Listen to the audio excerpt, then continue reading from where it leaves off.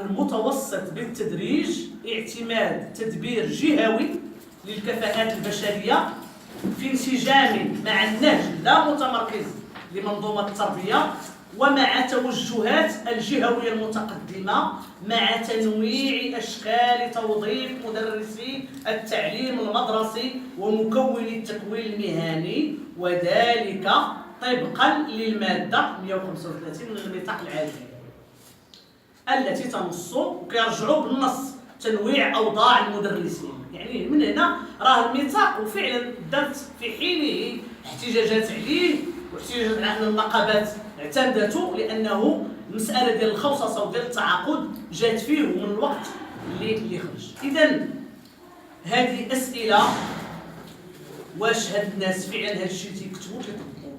واش كان تنسيق مع النقابات؟ هو تيقول لك وبتشاور وتنسيق مع الفاعلين المعنيين والمنظمات النقابيه تيكتبوها، ولكن في عمليه التعاقد حنا لاحظنا تعطوا المتعاقدين داكشي ديالهم وعرفنا غير الطرق ديالنا الا كنقراو توك البنود، مع ان هذوك البنود اللي طالعوا عليهم بعض الاخوان فيهم واحد الخرق، لان راه كاين لارموني من القوانين، كاين خرق لمدونه الشغل.